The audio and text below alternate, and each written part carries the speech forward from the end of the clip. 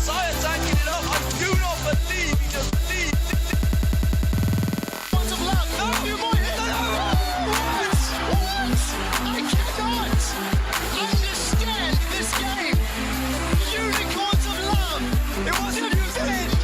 The Nexus. Hello and welcome to the T-Force LCS Rundown, episode 149. I am not your host, Mot and I am, in fact, the much handsomer, much more suave Sean Jigglyduff Duffy. And today I am joined by my good friends, Mr. That Trombone Guy. Hello. Mr. Odin Q. Why are we perpetuating lies that we're friends here, Duffy? You're not calling Like, us why? by, you didn't call me Ian. What the hell? I just realized that. Do you want to be Ian? I just, figured today we were going to go by everyone's tag names. Dude, and let's everything was do gonna that. be I great. like that, actually. I like that. Let's do that. Okay. All right, good. I'm glad we've been able to stop the middle of the introductions so that we could continue doing exactly what we were already doing. That's exactly what I need to hear. You're welcome. Also, fuck you, Odin. All right, and Mr. Chris Kringle. Ho, ho, So ho. I need to know how you got trombone guy then. That you just got to explain to me. Ow, what do you mean? That's his trombone name. Guy?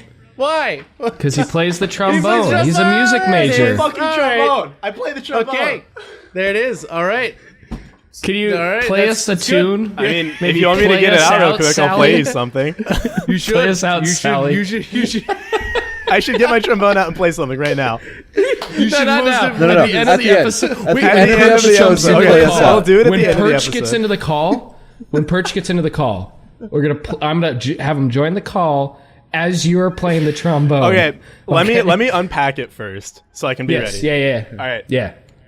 You go unpack it. It's gonna be good. Oh boy, this is going in the goofs.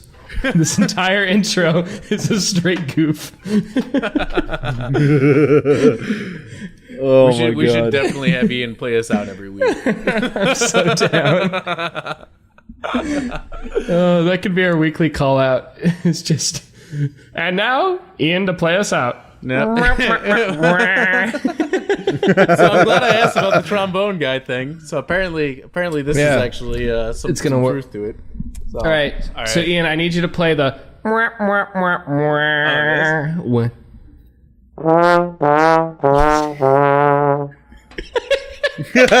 That's exactly what you need to play when Cole joins. Okay. Oh, live, I got you, live I got you. music. I'm Okay, so glad we got so- through that together. Okay. Okay, are we going back to the show now? Should we? Now back to the T-Force LCS rundown after those messages. So Mott is currently out with a pretty nasty cold, so everyone send prayers and Elo his way. He needs it desperately. The Elo also- especially. He needs Elo desperately because I'm so tired of laning against bronze 5 people when we all play together. God damn. Savage. This is also Mott can hear it. That's all I care about. And also Blake. He'll fucking pull it the- anyway. The favorite, the pet, I think, of the entire rundown is currently also under. I think he's got the flu. Don't send him any Elo. He's not going to use it. It doesn't matter. And now on to other network news. Last Saturday, we were supposed to have an Ultimate Bravery, but true to form, I believe the Proper saw the words Ultimate Bravery, realized they didn't have any, and kind of bowed out. So we were not able to have an Ultimate Bravery last Saturday, and for that, I don't apologize, but they should. So it's on them. Don't put this on me. In other news, not in the LCS, everyone should stop what they're doing. If you are driving in the car and you're headed to work, pull over. Don't do this in the middle of the road, but pull over. Pull out your phone. I don't care how much data you have. You are going to watch the SKT versus KT series. This is the second one? time in a week that they have played each other. Shut the fuck up, Odin. And this series had everything we could want. Drama, romance, garlic bread, faker. It was phenomenal. It didn't have about 3 of those things. I'll let you figure out which ones there were. It was a really good series overall. KT and SKT both took some pretty convincing games, and the game 3 was one of the most interesting drafts I've ever seen. I will not spoil anything. Go watch it. Do yourself a favor. And now, We're here for the meat and potatoes of the LCS rundown, the reason you all show up. And we're going to start where we always should start when you're building a house. We're going to start at the bottom of North America.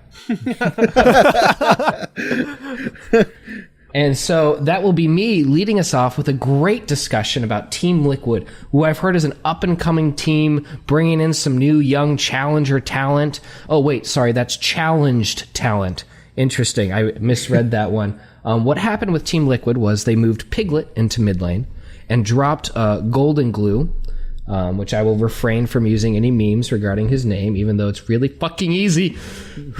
Okay, we're good. They played Immortals, and they played, well, if someone had fixed the doc, Sean, Immortals and Envy, which is two bottom-tier teams. They were actually able to eke out a 2-1 victory over an Immortals squad that looked like one of the most garbage teams to ever take the LCS stage. Yes, they with did. Piglet actually carrying the 2 games that they won. And then they lost, or excuse me, who did Team Liquid play? Oh, they lost to Echo Fox, not Envy. Yeah. So Echo Fox was already, considered to be a better team than Team Liquid, and they pretty handedly just destroyed them. Piglet looked really good in the series against Immortals, especially against Pobelter, who's continuing to look worse and worse. But Froggen just dumpstered Piglet.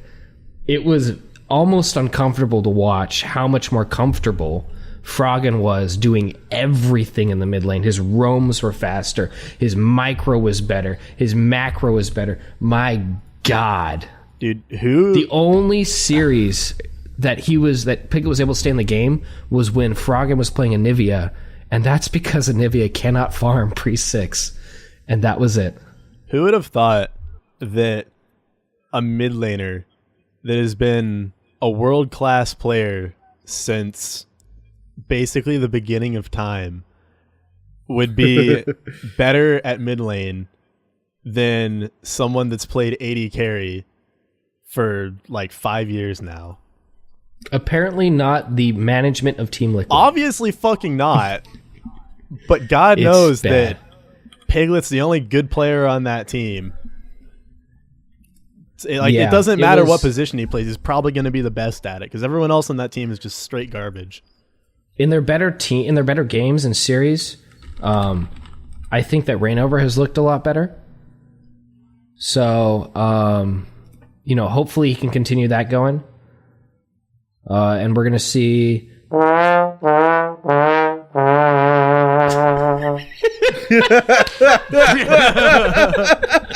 right. Start your audacity. Perfect. Let's get it rolling. You're welcome.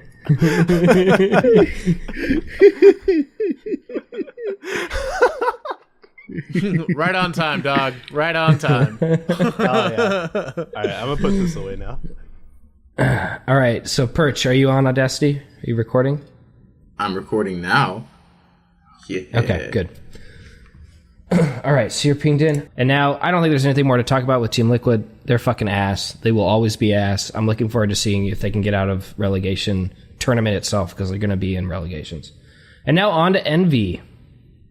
Who has It's Envy? like Envy's the team that's not quite as bad as Team Liquid, but they're like the only reason they're not last is because Liquid's in the LCS. So, they managed to take a game off of just a fucking god awful Immortal squad. Like, it's a toss up between like Immortals, Envy, and Liquid, between just who looks the worst in the LCS from week to week, and then they got shit on by FlyQuest's Mordekaiser twice. So, like, God help this team, man.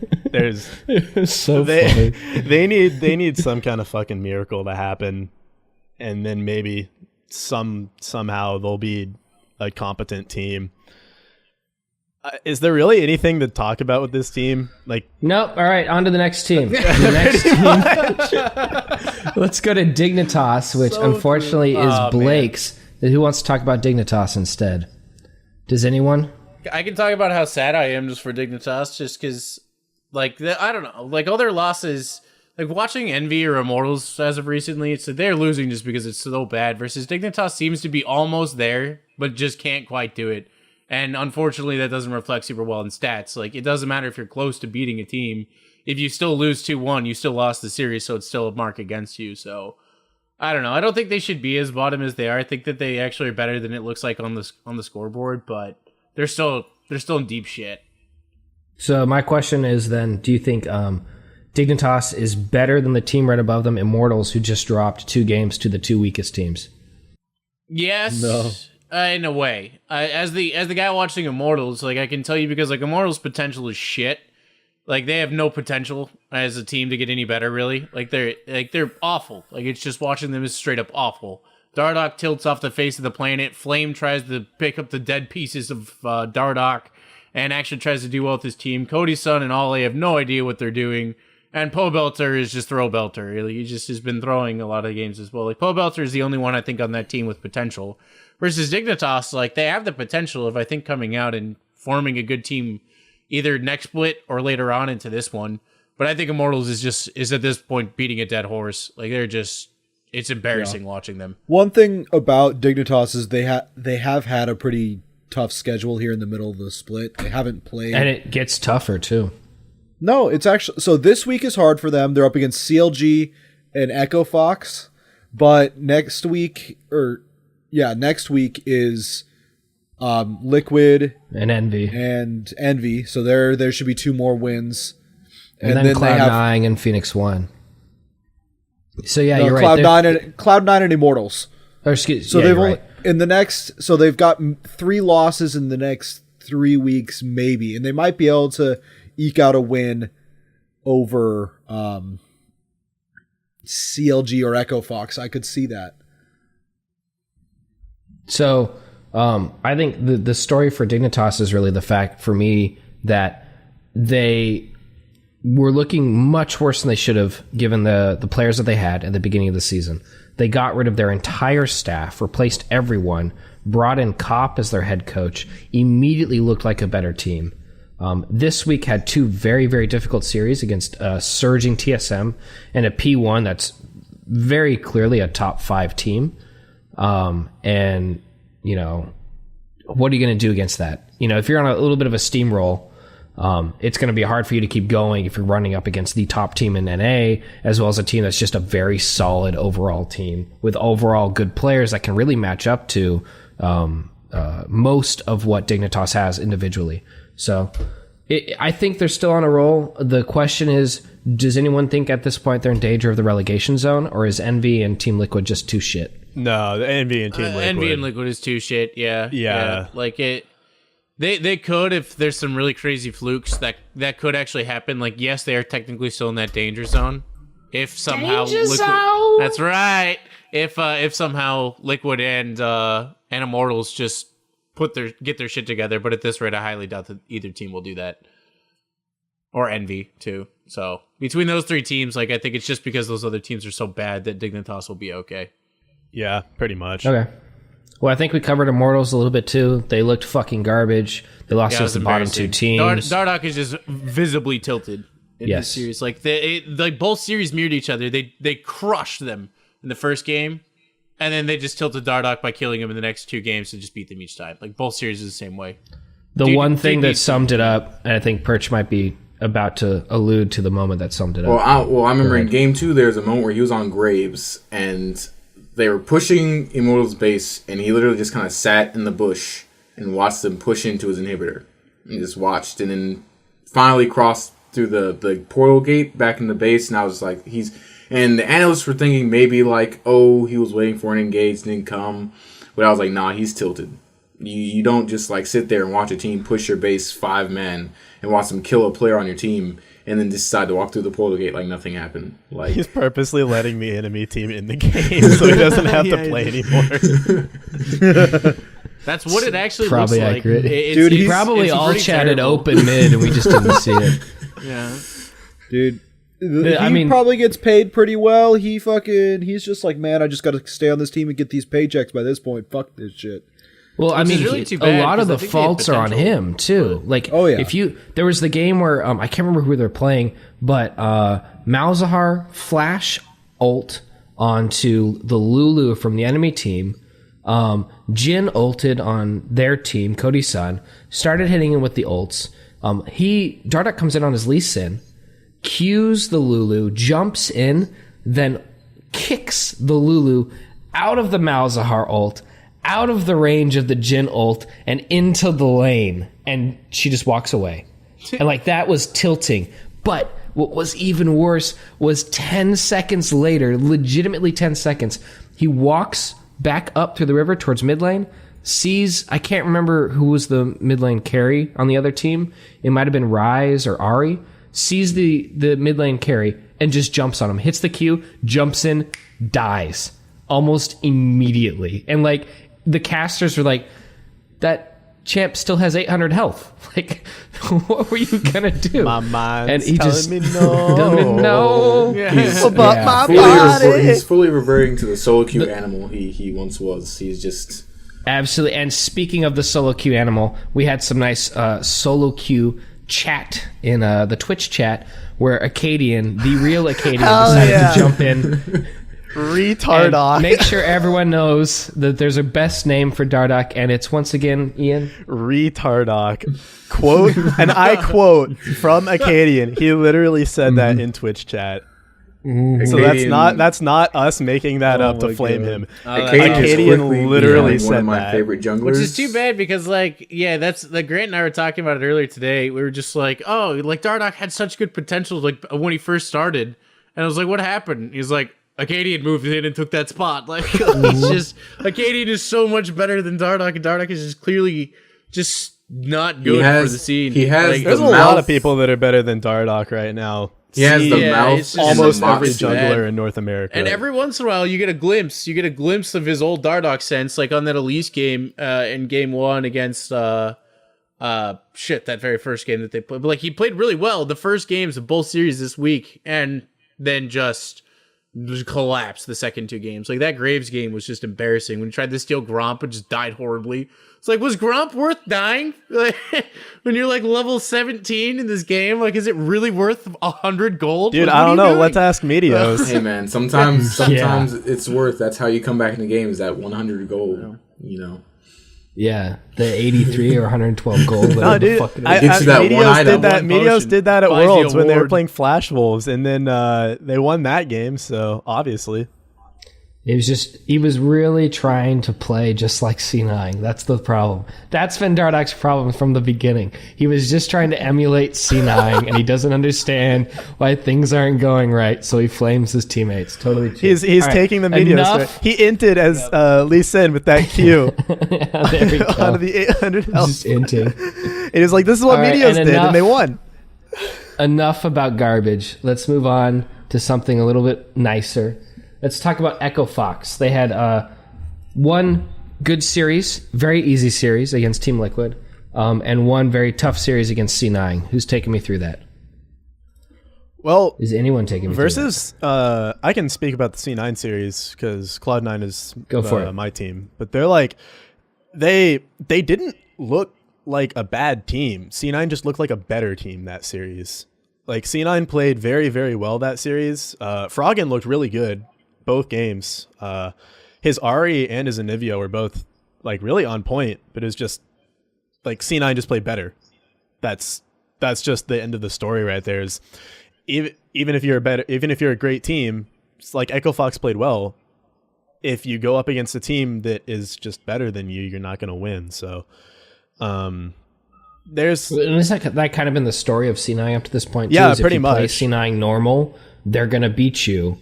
Yeah. It's the teams that are like better at reading how the game is it's going the to be played, teams like that TSM force that actually beat them. C9 to play their game that end up beating C9. Because if you let C9 play their game, it's over. Because that's exactly what C9 wants. They just want to sit back, farm up, and just end. But you have to be proactive versus C9. And Echo Fox tried to do that. Like, Froggen was obviously trying to make plays with Ari and Rengar. Like, they killed Jensen 3 times. But that wasn't enough. And so they just ended up losing the game. Although both games, at least I know the game one, like it took C9 way too fucking long to close that out. Like way too long.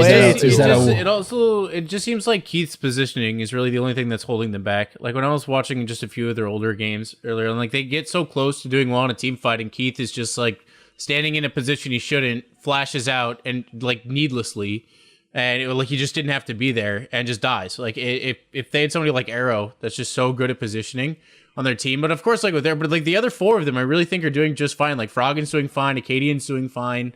Like they're all doing actually pretty well, but just Keith sucks. Like, I do want to talk about a couple of them. I think Keith has. Yeah, you're right. I think Keith's better. He's getting better, but like for a player who's now going on to his second straight split of like starting, he's not looking nearly as good as he should. Yeah, he's not new anymore. Like he doesn't.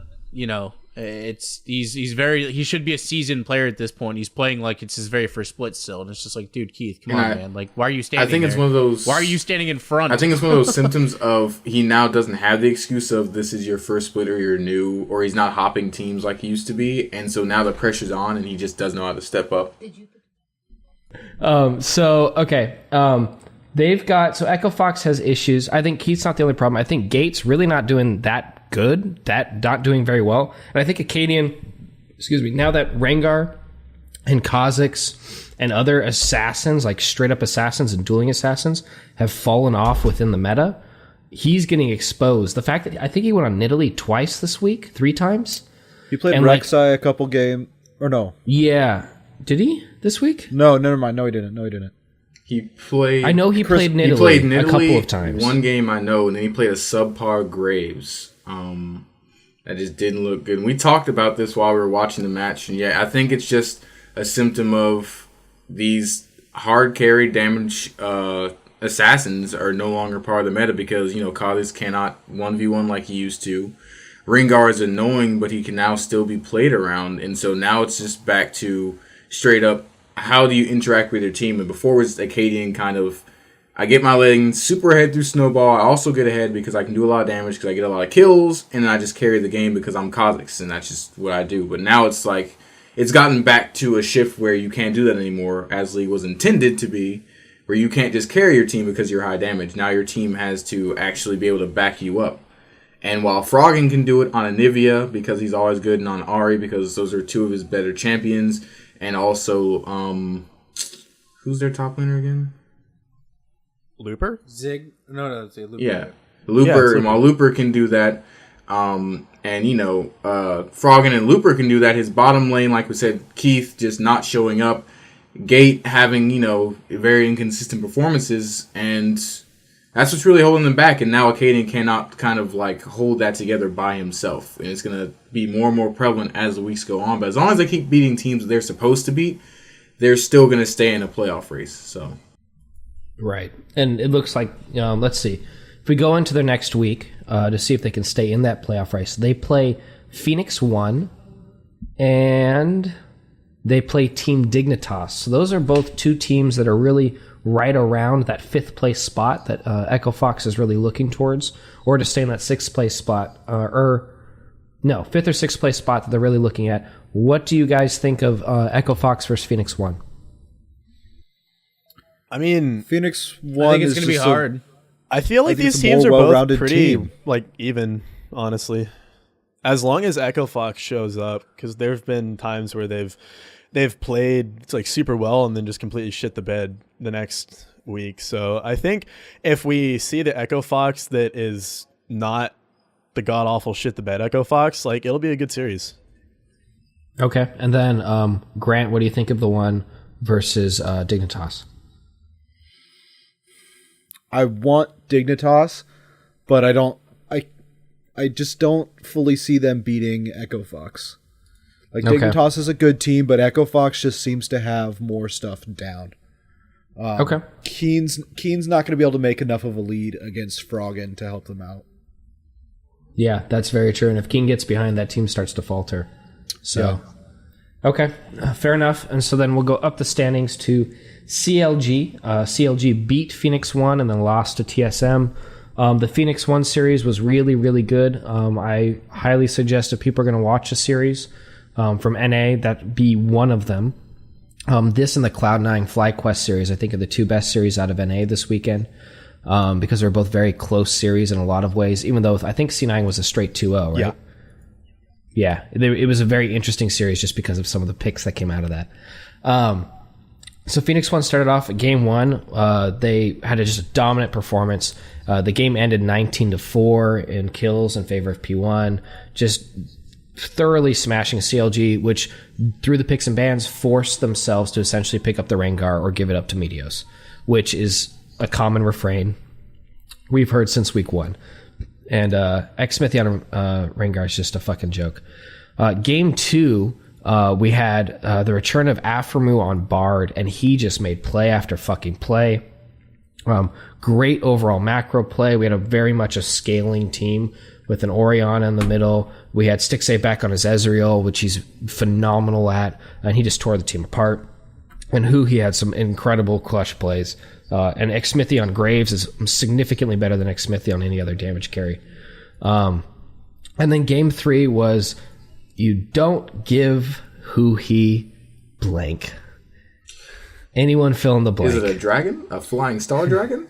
Something to do with like space, right?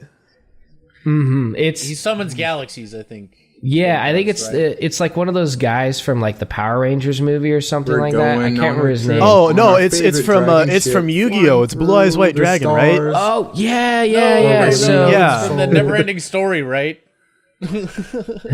basically, you don't give Aurelion Sol, and he just demonstrated why with kind of like an interesting early to mid game where he wasn't super impactful, but as soon as that end of the mid game, beginning of late game started, he was everywhere. He was dealing damage. He was jumping over walls. He was ending fights, starting fights. It's fucking phenomenal. If you want to watch good Aurelion Sol play, I think he is the single best player of that champion in the professional scene. I also, unfortunately, I was also going to say, Stixxay had this one just like insane play where he, the team, CLG got like pretty fucking caught out, and it was like, oh shit, this is where they throw the game. And like fucking Stixxay hard carries that team fight, ends up as the only man alive versus Orianna, and then like solos out a bot inhib all by himself, just like staring Orianna in the face saying like, come fight me, I fucking dare you.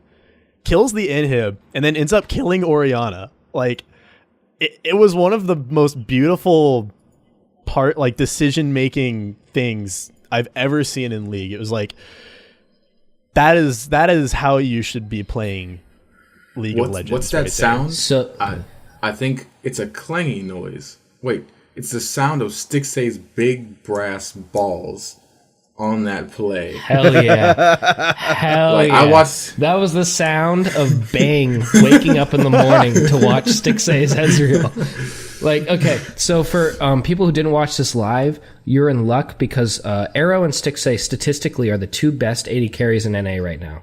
And this was the matchup between the two of them. A matchup I think Stixxay overwhelmingly won before that super ballsy play against Ryu's Orianna. And they had a specific stream focusing solely on Arrow and Stixxay. It's great to watch. I just highly suggest you all check it out. Solely really just to see the two different carries and how differently they play, and how phenomenal they both really are. But Stixxay was a goddamn god that day. His Ezreal is so good. It's insane. It's legitimately like, I think you put him on Ez, and I think you start putting him in the discussion with the world's best AD carries, specifically on Ez. He played Ezreal versus Phoenix 1 twice. He did not die a single time, and he went a combined 13-0-16 on Ezreal in 2 games. That's fucking incredible. Yeah, he was extremely I would love. Good. Now that is immediately. I was saying I would love to see come some international tournaments, whether it's Worlds or MSI, just see either Stixxay versus Bang or Stixxay versus Deft. That would be, and just have them trade Ezreal back and forth and just see who's the better Ezreal throughout the entire series. That'd be amazing. Now, of course, this was contrasted with the next series they played, which was against TSM, which was a strict 2-0 body by TSM. CLG in game 1 tried some really interesting things, which were definitely called out by TSM. Essentially, they picked an all-80 comp, a comp that really needed to get ahead early, and they were unable to get anything rolling consistently enough to actually put the game away. In fact, TSM stayed with them the entirety of the game, game 1, and that was the end of it. Game 2 wasn't much better. It was more standard, at least, but TSM just reacted to anything CLG threw their way and got more out of whatever play CLG was trying to do, and then would win team fights, and the game was over. So, yeah, that was it. I think CLG's showing that they could be a top 4 team and take out P1 for the spot, who I think they're 2-0 against. I'm not sure. I can't remember. They might be 1-1. But speaking of P1, we will go straight up to them. Chris, you want to talk to us about Phoenix 1? They're good. They look pretty good. They're at least top 5, as we were saying earlier. Like, I don't think that they're anything to really write home about, but I do think that Arrow and Ryu have looked pretty solid. Like, I definitely did not expect Ryu or Arrow to do all as... I mean, Arrow is looking fantastic, but the way that he's really been as good as he is, I don't know, it's just impressive to watch him. I'm also just, of course, enjoying the dark side of Meteos, which is just also great as well. But I don't think that they're really going to be any like kind of world contention so far with the way that they're playing. But like that game against CLG was pretty solid. Like they can hold their own, I guess is the best way to say it. Like it doesn't look like Echo Fox can quite hold their own yet, but it looks like Phoenix 1 is the team that can hold their own that isn't necessarily going to like win the split. So a solid mid-pack team is kind of what I consider them to be at this point. Like watching their games is really fun. Ryu plays pretty aggressively. Like they're not super passive. Which is also just enjoyable to watch, like cool rotations and such. So, and they usually have a pretty good tendency of closing out games. So I'd have to say, like at this point in this split, I'm pretty happy with them. I was kind of worried and kind of optimistic, but very, I guess was sort of cautious about having too much open to them. So, but we'll see what they end up doing. Like when playoffs rolls around, I'd be curious how far they end up going to it and what they can really end up doing in the long run. So, but yay, Phoenix 1. Go Phoenix 1. They're good. Okay, cool. And then let's move on to FlyQuest, who's tied for 3rd with Phoenix 1. They had this week a very easy game and then a very hard series against Envy and then C9. Take it away, Ian. Brazil! Mordekaiser es número uno! Dude, I fucking love seeing FlyQuest pick their fucking off-the-wall Mordekaiser fucking Blitzcrank bot lane. No other team does this, dude. Well, Mordekaiser Nautilus first, and then they pick the Nautilus, flex it top, and grab a Blitzcrank. Like, fuck, what? Oh, dude, this team is fucking amazing, and I love it. They did end up falling to C9. Dude, like, I'll just get like right into it. This team lives and dies by High's shot calling. It's either he's the fucking shot calling god and makes the most insane calls where you're like, how does he do this? Or he spends 20 minutes trying to push mid lane to no success and loses the game. Like, I like High's still a great shot caller, but I feel like some of his finesse and some of what made him really great isn't quite there anymore. Like he feels lost sometimes, where he's like, I don't know what to do, so let's just push mid. And you'll see that come out a lot. You'll see like the original shot calling come out a lot, where it's like, okay, yeah, that was amazing, but it seems more often now than not, you'll see High making these calls where it's like, why would they do that? Why would they push mid for 20 minutes? That doesn't make any sense.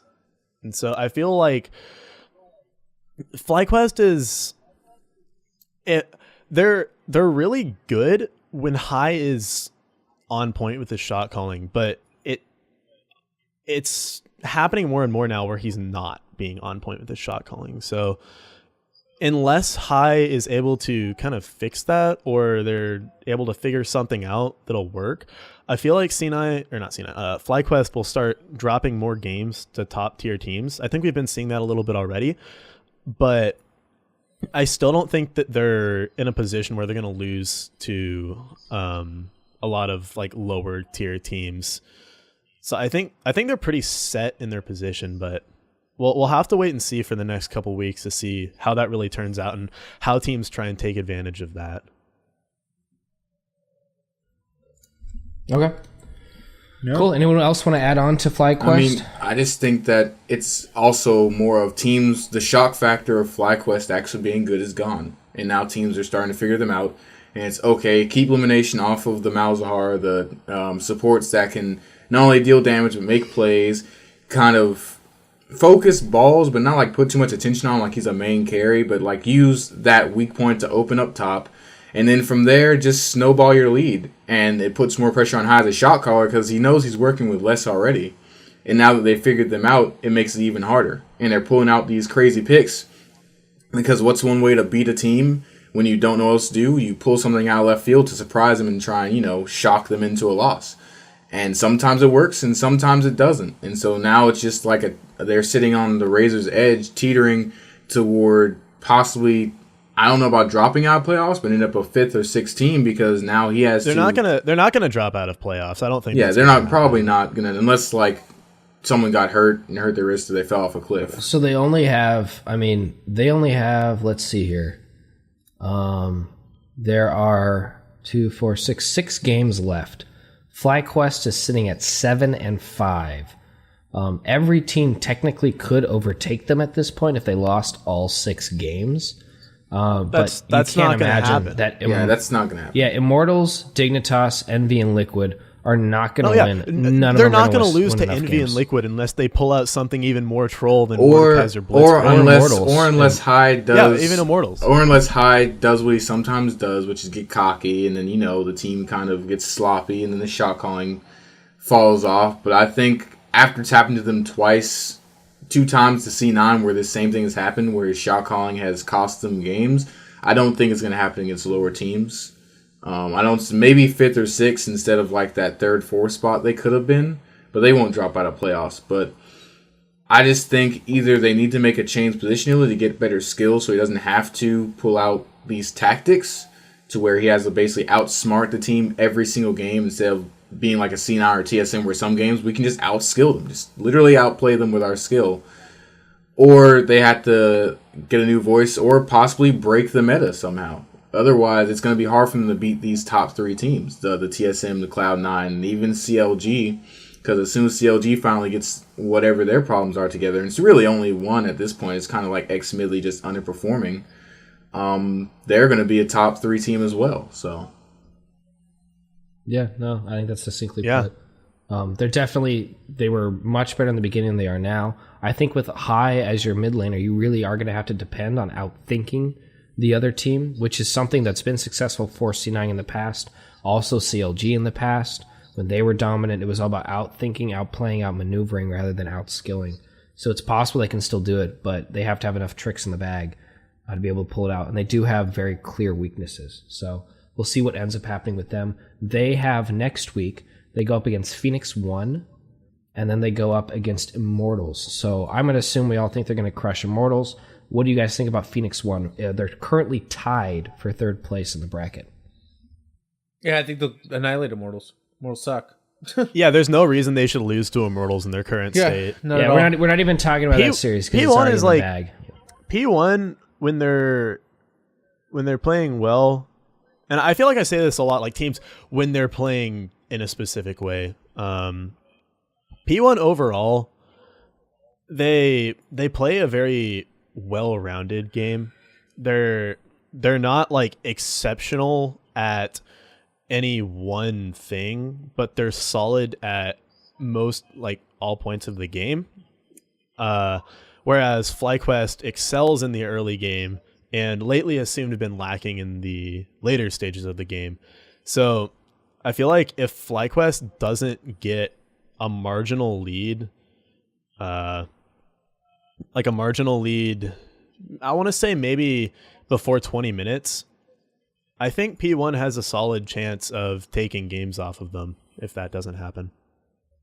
I feel like the late game team fighting from P1, generally speaking, is pretty damn smart. When Ryu's really able to control a fight, either on a LeBlanc or typically on an Orianna or something like that, they're able to do very well. They've got the personnel that can power through a lot of shit. Yeah, I said I know I said that if they're like pretty even and everything, but if there was one thing they were that you would have to choose for them to be like better at than their other stages of the game, it definitely would be that late game. Yeah, I can see this. I can't pick a winner right now, but I can see this going to 3 games where one game FlyQuest beats them just off base, pure shot calling. High just out shot calls P1, and they win the game. I wouldn't say easily, but they win it in around 30 minutes. Game 2, I can see P1 winning off of just getting a better draft, out drafting, and then they draft a comp that can completely stomp off just power and that late game team fighting. And then game 3, I feel it's going to come down to High making a ballsy shot call on whether it goes right or goes wrong. If it goes right, they win. If it goes wrong, P1 takes the series. Yeah, it's a series they can go either way. FlyQuest keeps making, and I think one of the biggest things is that High tends to make exceptionally, and they talked about this in the cast, high risk, high reward plays. If P1 is as smart as they seem to have been up to this point, they're going to be able to sniff out a lot of the more nefarious and like crazy plays that High forces FlyQuest to go for, because they aren't strong enough individually to really be getting those leads consistently against the best teams. And P1 might be a team that can really go toe-to-toe with them in lane. We know Ryu can probably stack up with High. I think Zig is better than Balls, who I think is one of the worst top laners in NA. And then it depends on their bot lane. And I think Arrow is definitely better than Altec. I think you also have to assume that Lemonation's off of like the main champs that he plays. He's one of the lower tier supports in NA. On top of it, and this is a question for you guys, for all of you, does FlyQuest now force Mordekaiser bans? No. No. They played it versus... Now, is that because... They played it versus Envy. Game 1, Game 1, the Mordekaiser was not the reason why they won at all. It was better play. Game 3, the Dragons helped a lot, but by that point, they're up against Envy. Like, it's fucking whatever. I think a better team, especially a better bot lane, because that lane's stupid easy to punish. But Envy didn't. They just didn't. And that's where the big issue falls in, is they didn't punish the Mordekaiser pick. And any team worth their salt will. Yeah, like they won't let that get anywhere. Yeah, Arrow is a player that can punish that. He is a world-class player who is more than capable of punishing a Mordekaiser Blitzcrank bot lane. Whereas Envious is not a team or like a bot lane as a whole. Like Apollo and Hakuho, just they're not at that level where they can punish that to where it is ineffective. And that's the thing. So let me just double check here real quick. So they took Karma Sivir into that game. Right, which on its face isn't actually too bad of a lane. You do have the short range of the Sivir to worry about, but you also have the spell shield to block the hook come level 2, level 3. You can also hard push a lane into the Mordekaiser, so that there's never an opportunity for them to really be face-to-face past like the 3rd or 4th level. At that point, at level 3, or specifically level 4, Mordekaiser should be spending the whole time farming the minions that are now directly in his face because he has none of his own. But you can take... I know Caitlyn's not super meta right now, but Caitlyn annihilates that lane. Oh, Caitlyn's being picked by... Altec played Caitlyn. I know. 4th tier. Okay. So yeah, again, take Kate. You're picking into a Mordekaiser. Take a Caitlyn. Take Ezreal. Ezreal and Caitlyn are amazing against this bot lane because it's all about poking Mordekaiser away from the lane. Every time he gets close, fucking hit him. That's why Caitlyn's amazing, because she can just stand in the minion wave and just every time Mordekaiser decides to step into range, just unload on him. And he can't ever touch Even a minion. Sivir's a good pick in that lane because the Blitzcrank and Nautilus can't grab her because she has a spell shield. And then both of their grabs are extremely And telling. after level 2 or 3, after you get Boomerang Blade and Spell Shield, Sivir should win that lane. You can always Spell Shield the hook, and then you can just Boomerang Blade and push them in the tower endlessly. There should be no reason that you ever even lose that lane. At worst, you should go even, and that's if you're just like positioning wrong, or you played a hook wrong and ended up getting pushed out of lane early one time. But that says the AD carry. So the problem that ended up happening was Hakuho, I believe, was the one who was actually getting caught. And now he's playing a Karma who should be able to disengage, actually, but he wasn't ever able to because he was dead before that happened. Yeah, or don't play, like, I know Karma's fucking godly right now as support. Like, she is easily the best. But if you're, if you know you're going up against Blitz, Mordekaiser, take something that can deal with Blitz. Take Malzahar. Mal's is a great pick into that. I'm pretty sure Mal's was banned. Mal's and Morgana were both banned, as well as Lulu. Okay, so really, what would you could pick a Braum potentially, or someone who's able to tank. I mean, pick something tankier. Pick something that can just get out of it. And to be honest, an amazing pick. Alistar's an amazing pick. You can play Tarek. Yeah. And to be honest, it also play Tarek. That is exactly what Tarek wants. Like, we say all these things, but it simply comes down to dodging Blitz hooks is down to positioning and mechanics. You can play Karma into Blitz, and if you have the right positioning mechanics, you won't get hit by a single skill shot. That's just on Hakuho as a player, not really the champion he's playing. Mm-hmm.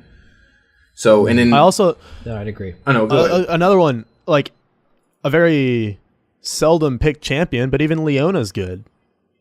Like Leona, if you pull the Leona, it's like you don't pull Leona into your fucking team. That's just how it works. You don't do that because then you fuck yourself. So like, there's a lot you can do to counter this bot lane and put them in a position where they're not effective. It's just Envy didn't do that, and when they tried to, they didn't. They're just execute. a bad team. And then they. Well, sorry, just last thing. They lost bot lane, so they lost the dragons, and that's the only thing Mordekaiser. And that's what snowballs it. Everything that's the absolute thing that snowballs it. So let's move on from that, which I thought was a good discussion about whether or not Mordekaiser should be picked. I think we all agree it's too weak of a pick against decent teams who will be able to exploit it. You don't want to actually go up against a good bot lane with that Mordekaiser because you're going to put yourself at a massive disadvantage. Let's move on to the top two teams. Let's talk about Cloud9. So they played both Echo Fox and FlyQuest. I believe they 2-0'd both teams. So let's see. Ian, you want to take that away? Yeah. I think that God, I keep getting C9 and FlyQuest just confused. But I think that C9 looked really strong this week. They bounced back from what was a rough week, and I'm really, I don't want to say I'm impressed because this is what we should be expecting from this team, but I'm satisfied with what I saw from them. Sneaky actually played fairly well both series, which is something that was very pleasant to see. He's not been having the greatest split so far, and so seeing him be relatively strong both series was pretty great. And I also think that overall C9's general lack of early game is starting to get better. It's not quite there yet. And it's also weird because it's like they're starting to look like they're having a little bit of trouble closing out games in some situations. Versus FlyQuest, both the games went to 40 minutes. Game one, well, almost 40 minutes. It went to 39 minutes, so close enough. But like they're going long, and it's taking them multiple Barons and multiple inhib rotations to end the games, which it really shouldn't be taking them that long to end the games. Albeit, sometimes it is versus teams with excellent wave clear, like Varus and Sivir. But still, you should be able to deal with that with Baron. I feel also like Jinsen really showed his ability to play a fantastic Jace versus the Echo Fox series. 7-2-7 versus Froggen's Anivia. Played it extremely well, and he actually rotated very well for the first time in a long time. Like watching that series, it was like he had some pretty good rotations, and Jensen as a player, I think, is starting to evolve into what C9 needs him to be, which is a more team-focused player instead of just like a more selfish player. And that kind of showed, especially whenever he got that triple kill on Jace versus Echo Fox. He instantly rotated down to help his team and was able to clean that up, and it really snowballed into the end of the game. So like, I feel like C9 overall looking strong. I just hope that they can continue it later on. Yeah. So they're looking better than they were before when they lost to TSM, I think. Yeah. But they are still clearly not as good as TSM.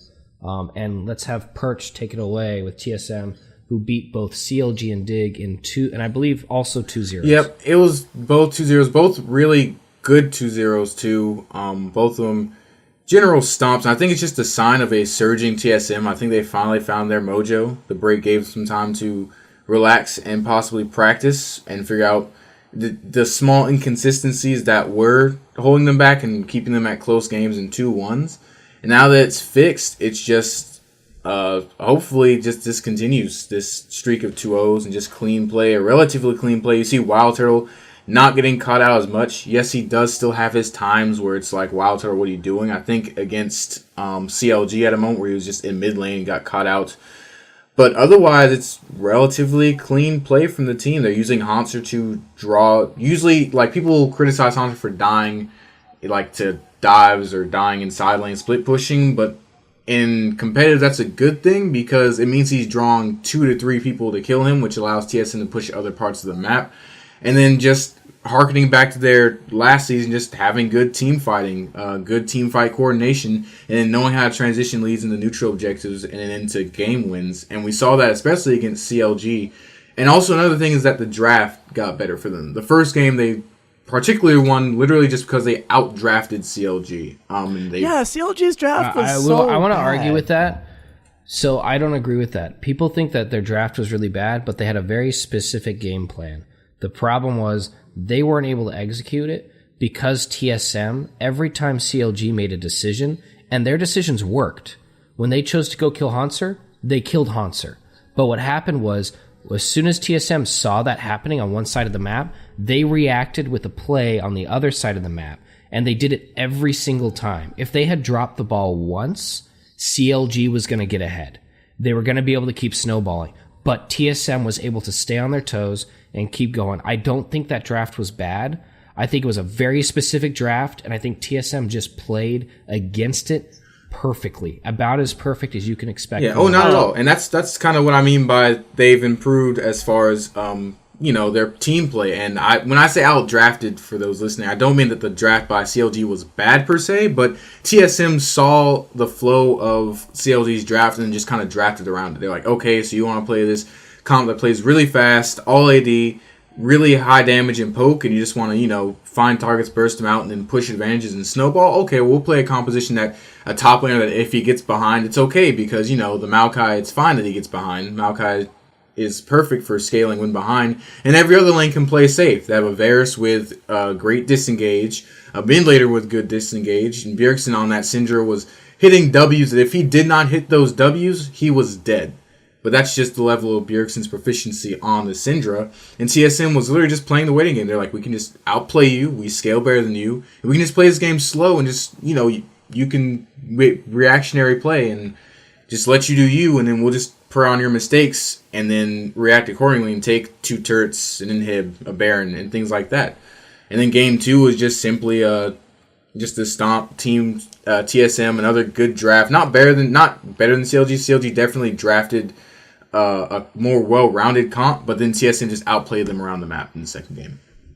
Well, they picked the Syndra, so I'll completely say that getting that Syndra the second game after Bjergsen fucking dumpster. There's no reason that first he should game, have gotten Syndra. Yeah, you gotta ban that away and at least force them to play something different. The problem is, do you give him Rise?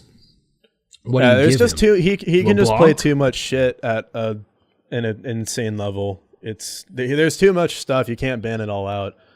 Also, I wanted to say, I know that CLG's comp game 1 wasn't inherently bad. I'm just never been a big fan of the comps that are like in such a way that you have to play a very specific kind of game, and if you don't win in that specific kind of game, then the other team just scales and you lose. Like, it's too situational for my liking. Like, So what happened was game 3 of CLG versus P1, they drafted a full damage comp. I'm not saying that it's bad. I'm just saying that I'm not a fan of it. I think it's too risky to do, and like, I know there's a time and a place for it, and I know it can work, and I know that it's not bad. I'm just saying that personally, I'm not a fan of the like full damage comp, because if it does fall behind, or if you don't end the game within like 40 minutes, the enemy team will win. Right, and you're right. There is a time and a place for it, and just one of those. It's not against TSM. To beat TSM, you kind of do what KT Roaster did to SKT last year, which is you confine Bjergsen to the mid laners through good vision, confine to mid lane so he can't roam, and then kind of pick on the side lanes. And once you pick on the side lanes, get those ahead, you just kind of 1-3-1 split push, 4-1 push objectives. But if you're not confining Bjergsen to the mid lane, or Bjergsen gets ahead because you give him a champ like Syndra that he's really good on, then you can't do that. And that's not something a high damage composition that has a particular win condition like that can do. Yeah. Okay, so we've covered all of NA. I think, does anyone have anything else they want to add? Maybe some last minutes. Personally, I want to say that I think as the standings stand right now, this is pretty indicative of where the teams really are in terms of what power rankings would be as well. Anyone else have any arguments against that, or we all? I think everything is basically in its spot. Yeah. By this point in the season, like, this is exactly what we can expect from the rest of the split. Yeah. Okay, cool. So then we will jump on over across the pond, and we're going to talk about our brothers and no sisters, just brothers over in EU. Unicorns of Love has a female sub player on their team. I already looked it up. She's their social media manager. Damn it! She's just there because they need a certain number of subs. They're required. But what if someone actually gets hurt and she actually has a sub in, and she's like a silver elo player and doesn't really know how to play the game? You can't even play. If she's silver elo, she can't. No, yeah, you're not even eligible to be on the roster. What's the eligibility? I think Diamond 3. Well, she's a Diamond 3 player, and she has to play, and she's like, I wasn't ready for this. How much you want to bet that they just like log into her account? And, they boosted her. 100% boosted her. If she's got like a full-time job, I'll be amazed. She's gonna pull out if she's a sub and she has to go in the game. She's gonna pull out Annie and just try and insta kill people around the map. I fucking do it. All right, this is getting real sexist real fast. Oh man! All right. Let's go into Group A, which is G2, Misfits, Fnatic, Giants, and Roccat in order of standings. So let's go ahead and start with Roccat. Take me away. Thank you, Ian. That's all I had to say. Just more poor play from the boys from Roccat. It makes me ashamed to say I cover them. They got 2-0'd by UOL in unceremonious fashion. And it's just, I don't know where this team goes from here. Maybe one of the solutions into Origin. Well, I can tell you where they're going. They are going to play Origen on Thursday. Oh yeah. And for everyone listening, we are hoping to have a nice little surprise for all of our listeners. Maybe Friday morning, Friday afternoon. You guys should see something really interesting popping up. So stay tuned. That's all. Well, it might not be that early. I don't know. But for sure next week there will probably be an extra little tidbit for you guys. Well, something to snack I think on. that of all teams they can beat Origen, because Origen is just bad. But other than that, it's just, right now I guess they're just kind of prepping strategies to avoid relegation. And after they avoid relegation, I'd blow the entire team up. Everyone gone, restart from scratch, find some players not players that are star players, because no one's going to play for Roccat like that, and I don't think they have money, so it's not going to happen. But Well, here's the thing. I don't know if you've watched the EU Challenger Series, but there are like 3 really good Challenger squads. You've got PSG, you have Schalke, you've got what's the other really good team that I'm blanking on? PSG, Schalke. Grant, can you help me out? I don't think PSG's lost like every game. Fnatic Academy's actually been pretty good. Oh, I'm pretty Fnatic sure- Academy, but they're faltering as well. But if you're okay, so let's say only one I'm pretty sure it's Challenger just. I'm pretty sure it's just Schalke right now that's really looking like good. I'm checking. Yeah, it's Schalke's 5-0, and then and then everybody else is 2 wins, 1 tie, 2 losses. That's PSG. Fnatic Academy 2 wins, 1 tie, 2 losses. Misfits Academy 1 win, 2 ties, 2 losses. Because they do best of so twos. They're not quite as dominant. It's basically just Schalke. Yeah, and I mean, They're so in that case, dominating. Rocket just has to be better than Oregon. and that should be the I'm pretty sure Schalke hasn't dropped a single game. and that should Yeah, they haven't dropped a that should single be the game strategy. at Is all. just avoid relegation and then blow the team up, and then look for players that are not only good but you can mold into the strategy you like. Mold them to what you want them to be. Don't bring in players like Hjarnan who already have an idea of what he wants to do, or who has an idea of what he wants to do, and therefore might not fit your playstyle. Build the team up from scratch. That's what you need to do in a situation that happens all the time in traditional sports, and it's the only real solution at this point. And also maybe get a new coach. I don't like the fact that their coach Grabs was talking about how, the team's lighthearted, everyone's joking around, even given the situation. I'm like, your team shouldn't be joking around. You're literally in last place in your side of the table, and you're looking really bad being last place. It's not like it's a whole bunch of close losses where you just happen to unfortunately lose. It's more of we're just getting smacked by everybody, and there's no end in sight of this. So just flush everything down the toilet and restart. Yeah, I don't think there's really much more to say about Rocket. Rocket, Yeah. Oregon, clearly down at the bottom. Let's go ahead and talk about a team that might be doing a little bit better with Giants, which is Blake's squad to cover. Does anyone want to talk about Giants? You know what? I'm going to talk about Giants because they played against Splice, my boys. So just real quickly. Got your Giants, boys a win. Yeah, Giants looked like fucking trash. Like, there's nothing really beyond that. Splice tore them apart. Splice picked last pick, Camille, support, and absolutely crushed with a Ziggs bot lane, and then dominated again on like a really normal comp with Wonder on Renekton being the only kind of oddball thing.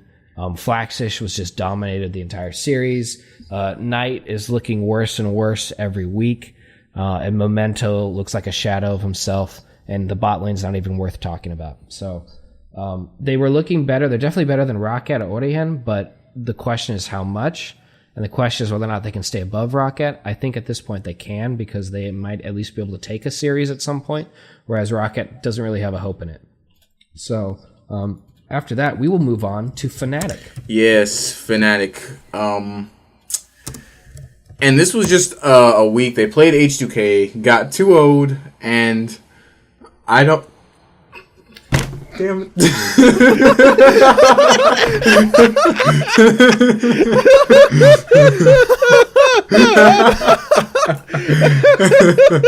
I'm not even ashamed of this one. Oh my god. All right. Well, Guys, our Slack is just gonna turn into a bunch of fucking merch I love memes. it. Everything is just gonna be podcast merch and be like, memes. what the fuck just happened? no. All right, I'm popping that bad boy into Yeah, you already got it. But yeah, Man. let me finish on Oh, Fnatic. so fucking I fucking think good. I think it was a week of you knew they really couldn't be H2K. My face when we have to talk about you. Oh my god. Look at his face. He looks like a fat Dude, all right, oh my God. Let's keep it going, boys. But Let's yeah, not- should just it was the make week where goof-downs with, like, you don't these expect perch them memes on 'em. to win against H2K. The 2-0 was kind of expected. One game, Yankos went off 5-1 and 2 on Graves. It was a complete stomp. The next game was a little bit closer as far as the kills column go, and Fnac even got a first blood. But at the end of the day, Nuclear went off on the Bears 6-0-3. But Fnac is definitely looking better. They're beating the teams. They're doing what a team that's on the upswing is supposed to do, which is beat the teams you're supposed to beat. If you look at their record, they're beating all the lower tier teams. I believe they are 4-4 now overall, and they're just kind of plugging along. Not struggling, but not really excelling right now. I think Jez's and Soaz had a really disappointing series, both of them. I think Jez's overall for the series was like 0-8-8. But that's maybe just because they play H2K. And let's see if they improve next week. Who are they playing next week? Let me see these. So they are actually going to go up against Unicorns of Love. Oh, nope, never mind. Then that's a loss. Let's look on to the next week. Yeah. And not to say that Unicorns is looking particularly good themselves, but I think Unicorns is good enough to where they can take that series pretty handedly. 2-0. So thankfully for them, they play Roccat next week. And then they followed up with Giants, and then G2 and Misfits. So they have one hard week, 2 easy weeks in a row, and then the last weekend they have to play the two, what I think, and I think most people would agree, are the two best teams in EU currently in G2. And yep. So I see Fnac possibly ending the year, the split at least with an even series record, maybe a loss down, which is fine for them. I mean, I actually expected much worse going into this season. Brox is a mainstay. Just go ahead and finish the split with him there. Finish even and look forward to summer split. And hopefully you can improve and maybe grab a playoff spot. And that's all you can look forward to right now for them. Yeah, and just real quick, I believe that rosters, have actually been locked as of this week. So you can no longer bring up players, add them to your bench, or add them to your roster. You were stuck with your subs and who you currently have on your starters.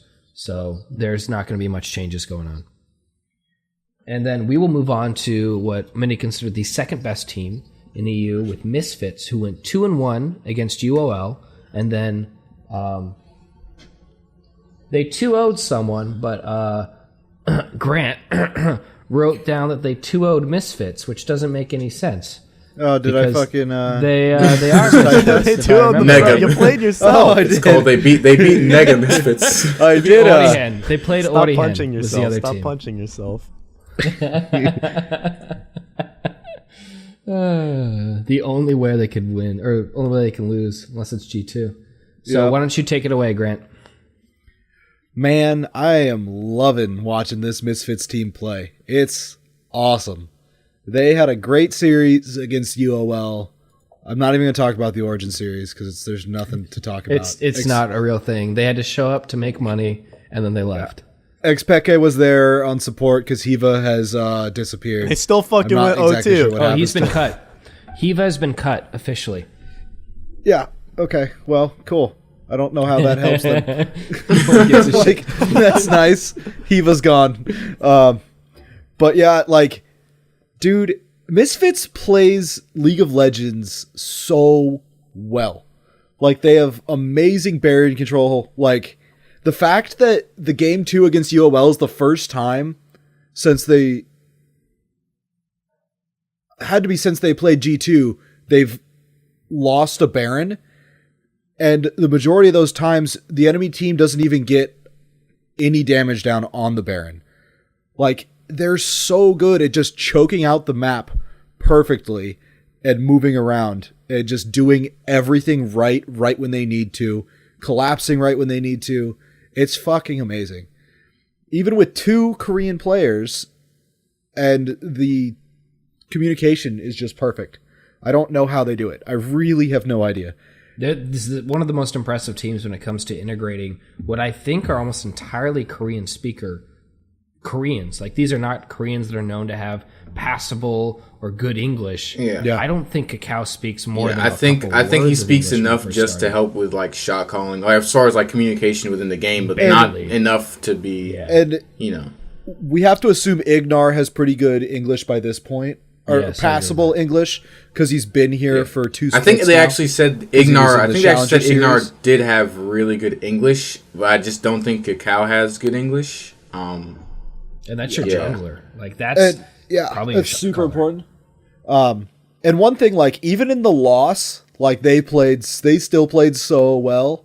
Like Jesus Christ, even in the loss, like Alfari went 12-13 or 12-3-6, like on Rumble, like in the loss, they were way ahead in kills, and it's just like if the game had gone just a little bit different, they probably would have. And pulled it out. Cacao was playing out of his mind in this split, and I think this is a real.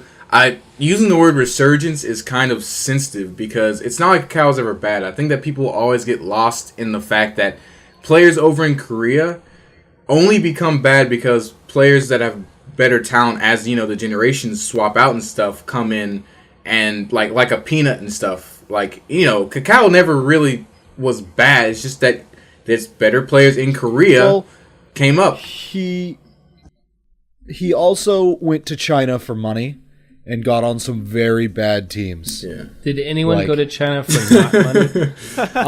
No. You know, I'm still like No, everyone went to China. Everyone went to China for money, and he got put on the worst teams when he went over there. So it was a little bit of just him being really unlucky where he got. Yeah. Where he got the Korean paid. exodus to China is personified by when Imp and LGD went to Worlds. Instead of practicing when they were like 0-3, Imp was out at like a dinner party wearing his best stuff, meeting like celebrities and stuff. And I was like, really, dude? And he's sitting there in like a Fucking turtleneck sweater. LGD, the biggest disappointment of all time. The fact that Imp is still on that team It's is called amazing. money, man. And Imp already won his world. He's the type of dude. I already won my world championship. I'm fine. I can just take Yeah, money. he and be doesn't satisfied. care anymore. That dude does not care. Yeah.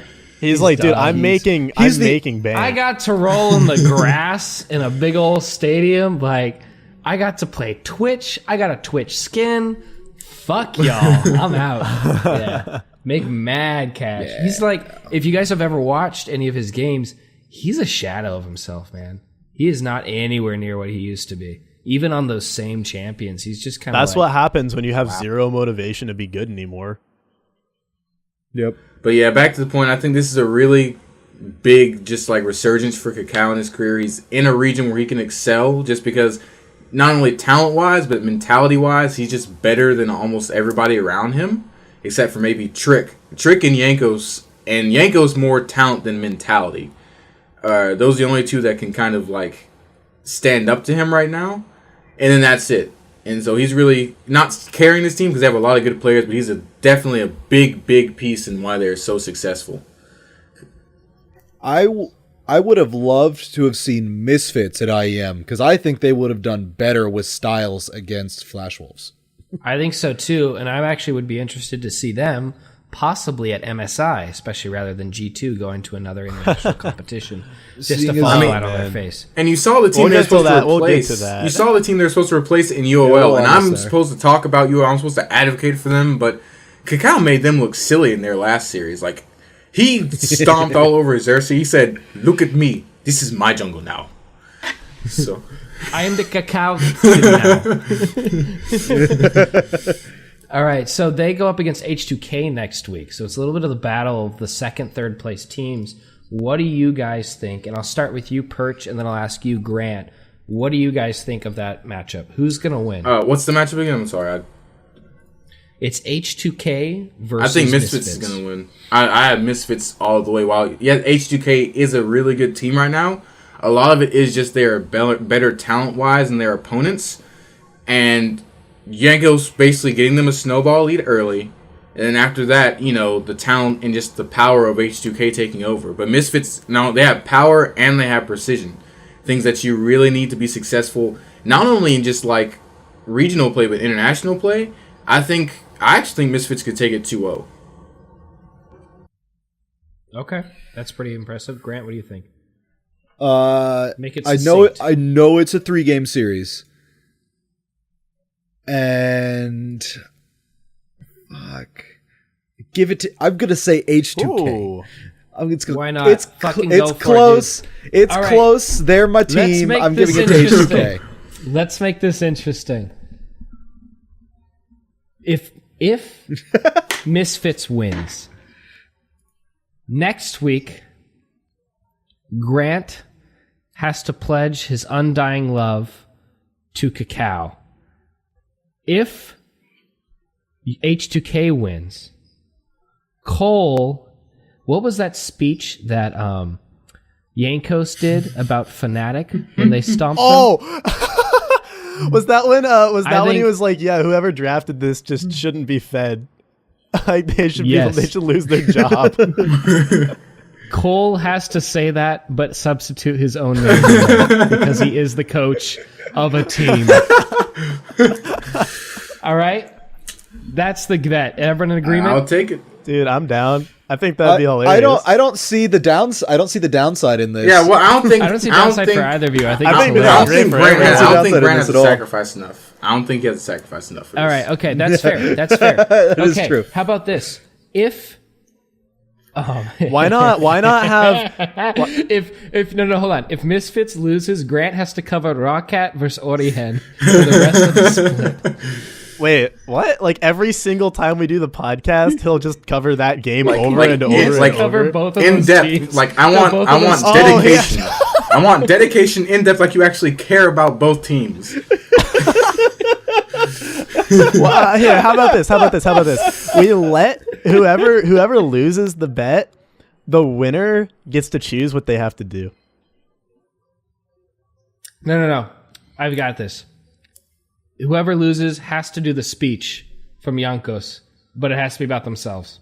Fine, I can deal with that. Even. Okay. All right, done. And I'm recording that speech, and we're putting that on YouTube.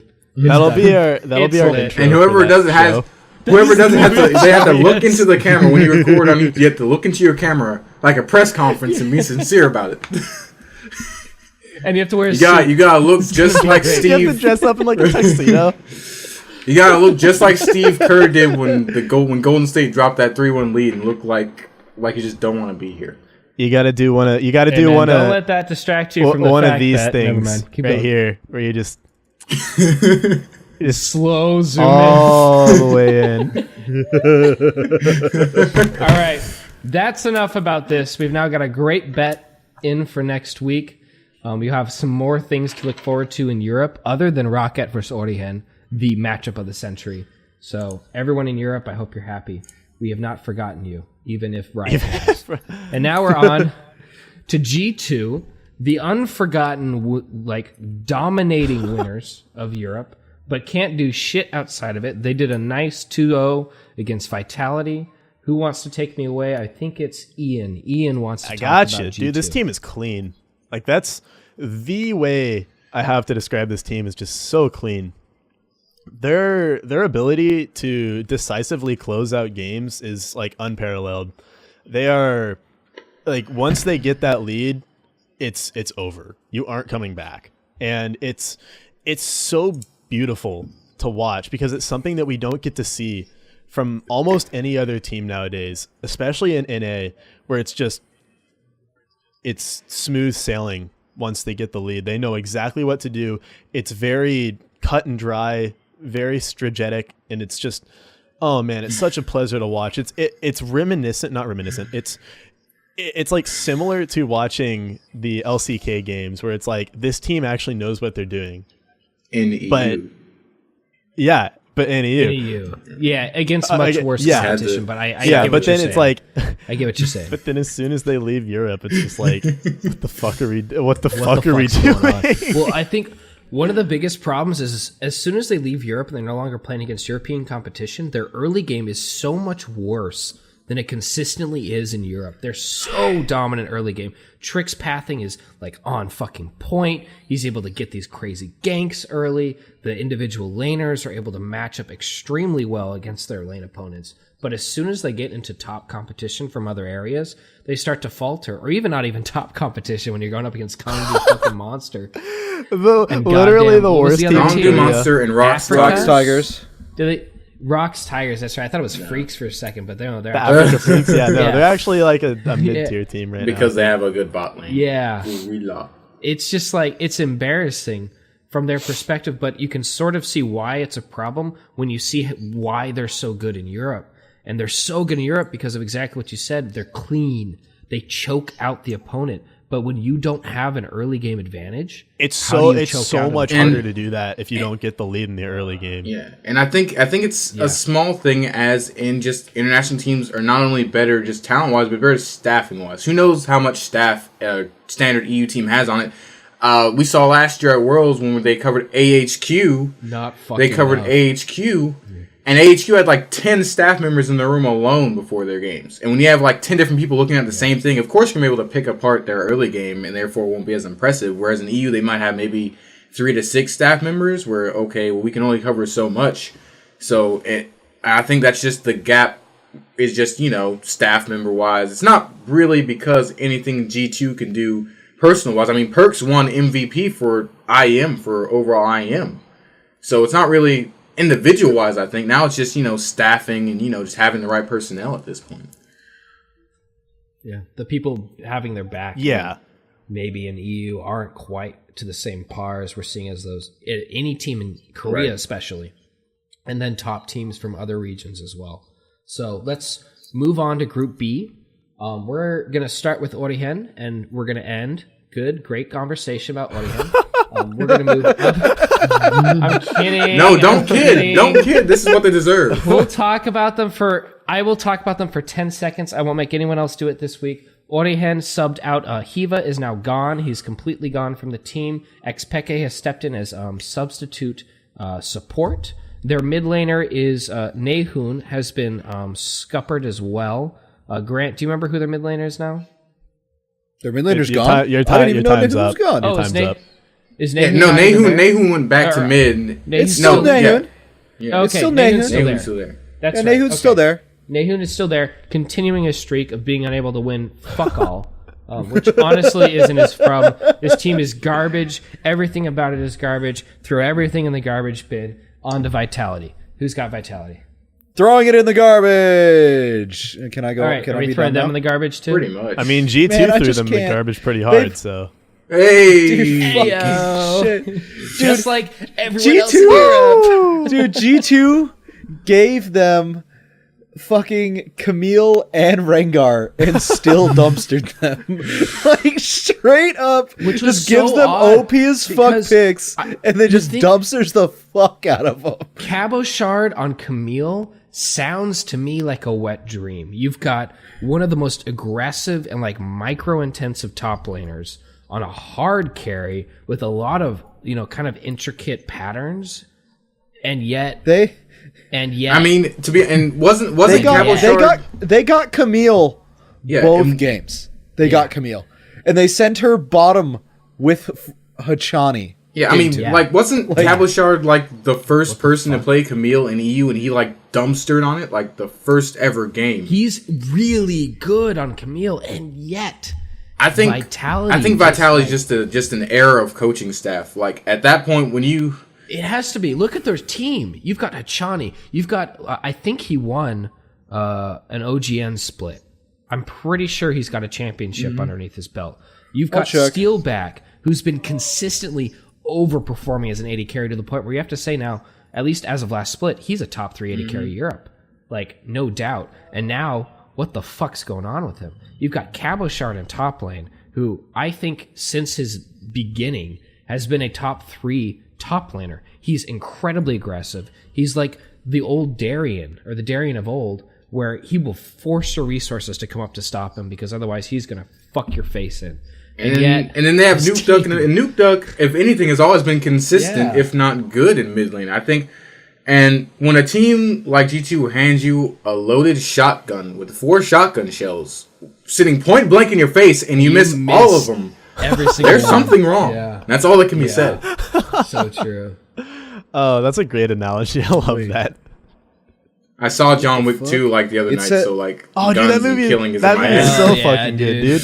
All right, we're gonna keep moving. We're gonna keep moving. So we're gonna go to Splice. I already talked about them a little bit, but they 2-0 Giants. Wasn't even close. They did a Camille support and Ziggs bot lane, which was fucking hilarious to watch.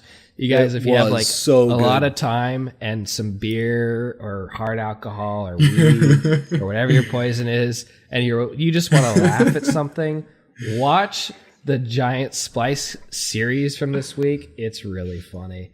Really nothing to talk about because beating Giants as Splice doesn't mean anything.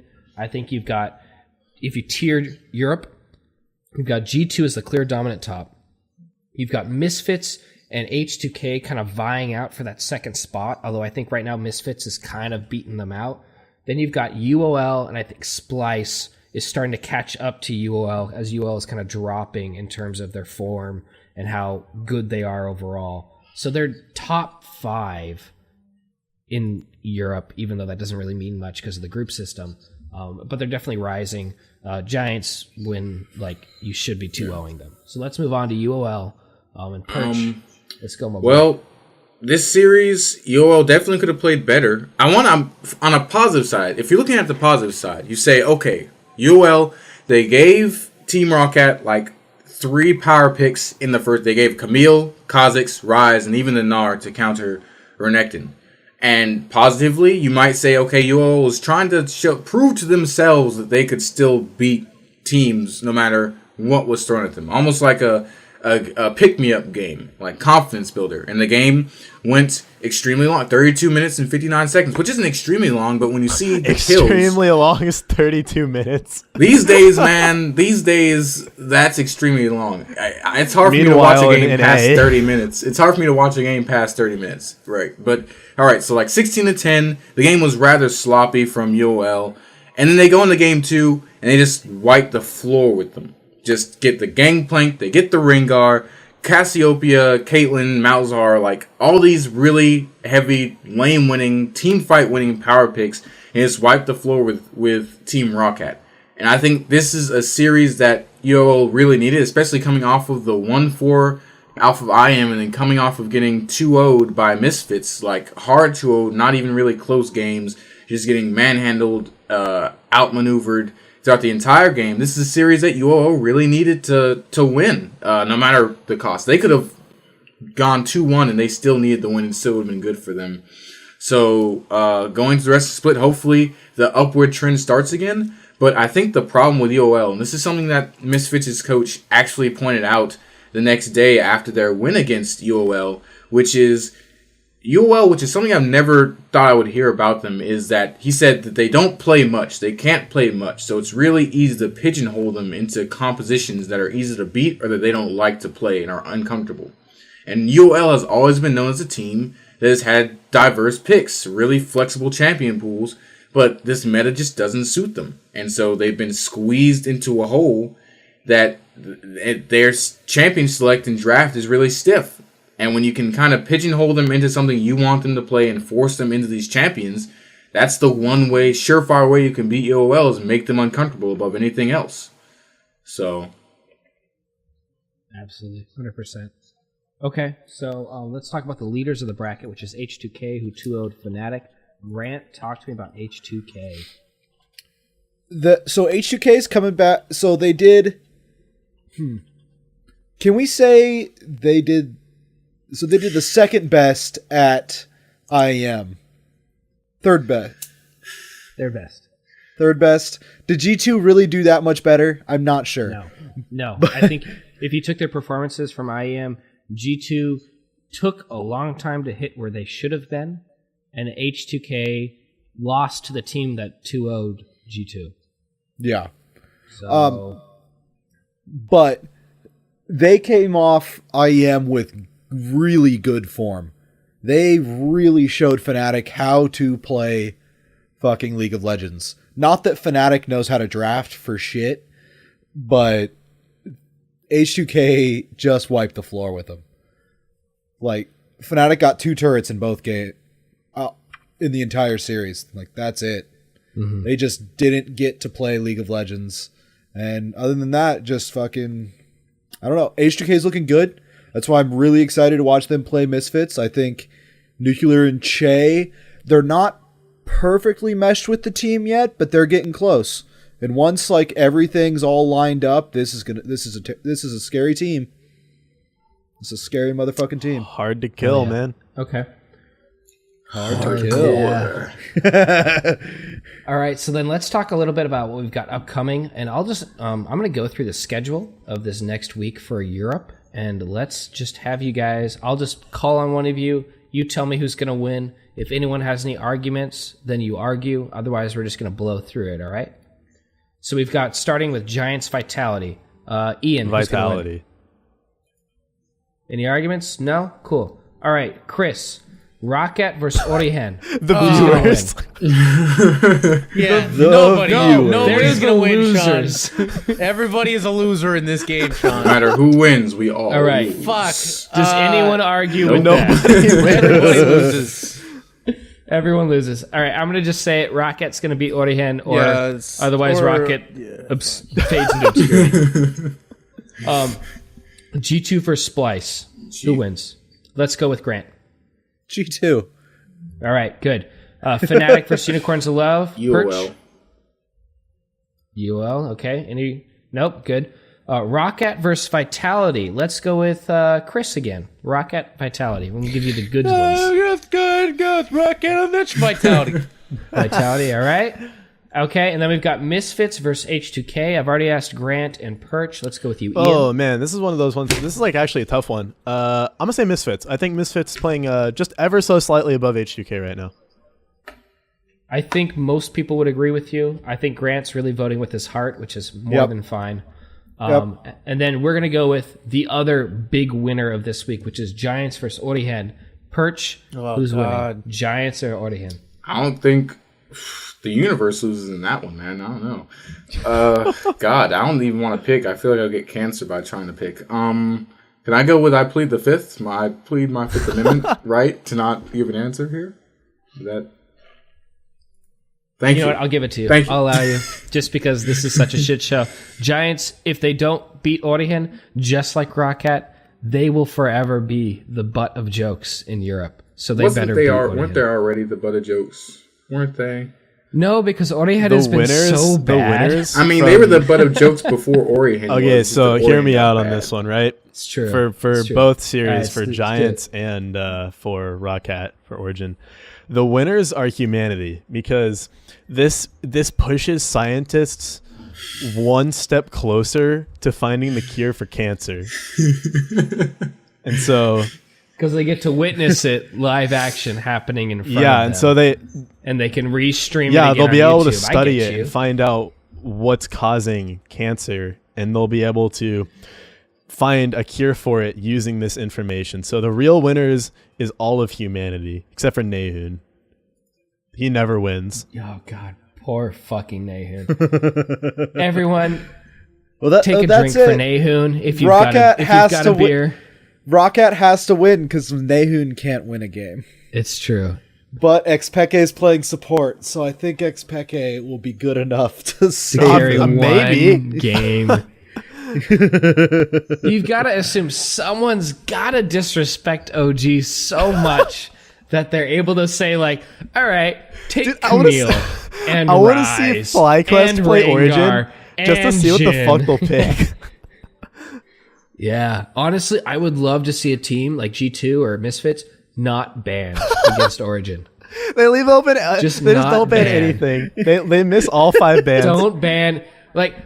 Do the faker ban. Ban Aatrox, ban Annie, ban some other, ban Ari or whatever comes next in the A's. Just ban the top 3 champs in the pool, and that's it. All right?